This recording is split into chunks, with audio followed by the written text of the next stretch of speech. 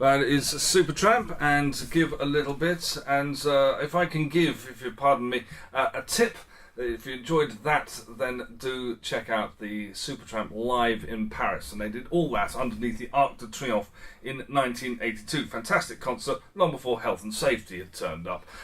Let us swiftly move to Derek, who has his first Oscar Wilde reference of the afternoon.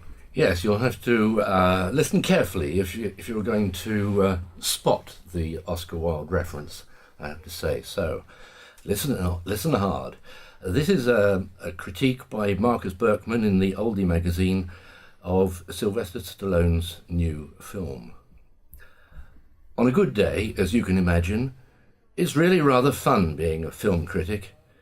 Then there's the day you go and see the new Expendables film. Sylvester Stallone's action-packed Oldie franchise has now reached its third instalment in its almost single-handed quest to bring Western civilization to its knees. The conceit, and it very nearly matches the star's own, is that when the CIA is struggling to manage in war zones around the world, it sends in this hyper-armed little band of sweaty old action heroes to do the job and kill loads of unnamed foreign people. Stallone himself is their leader, Barney Ross. A masterpiece of the embalmer's art, his unfeasible face appears to have had its sneer surgically installed, making it hard for him to express any emotion other than silent contempt. When he tries to smile, it's genuinely terrifying. His crew includes Dolph Lundgren, who speaks only when absolutely necessary, and the British action muppet Jason Statham. Sadly, Chuck Norris and Jean-Claude Van Damme have not returned after the previous film, having remembered they had some important washing up or gardening to do.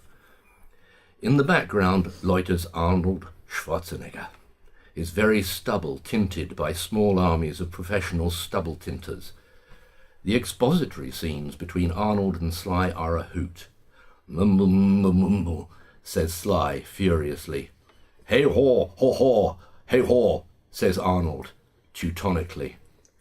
Their dialogue might well reach Wildian levels of sophistication and wit, but no one will ever know for sure. First, though, Sly and his team must rescue Wesley Snipes from a high-speed train, armed only with a helicopter and enough ammunition to blow up the moon. From there, it's on to Mogadishu to do lots more shooting, but very rarely to be hit by bullets themselves. There they discover that whatever is going on, and we never have a clue, the villainous mastermind behind it is Mel Gibson, who looks older than you could ever imagine and slightly more deranged.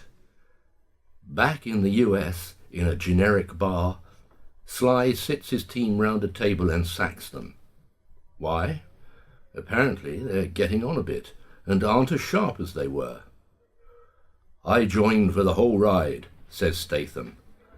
I know you did, says Sly. Ride's over. To complain that none of this makes any sense is probably pointless, given that none of the rest of the film does either. Nonetheless, it gives Sly the opportunity to go out and recruit a team of younger, fitter psychopaths, with the assistance of his recruitment agent, Kelsey Grammer. The qualifications they are looking for include big shiny muscles, an attitude problem, and an inability to act. When Antonio Banderas turns up as a comedy Spaniard, they look at his CV and reject him out of hand.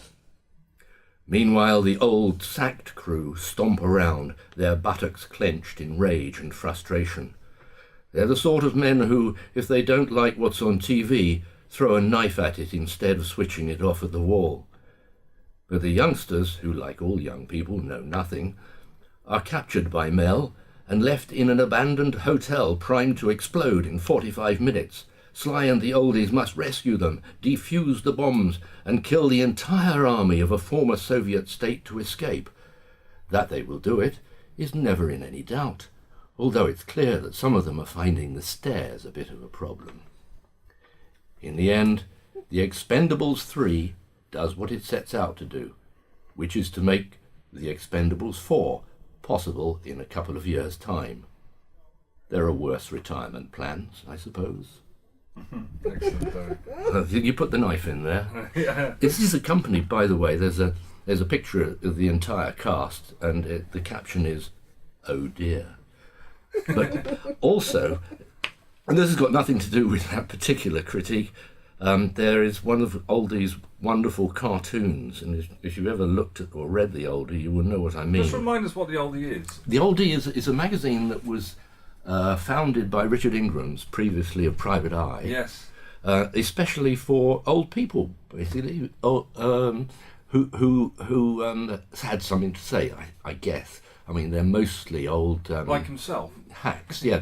Yes, like himself, yeah. Yes. I mean, he was particularly waspish, Richard Ingrams, but most of the contributions are fairly measured and make a lot of sense, and they appeal to people of a certain age. And if you grew up with Private Eye, would you enjoy it? You would, except, well, Private Eye is more contentious.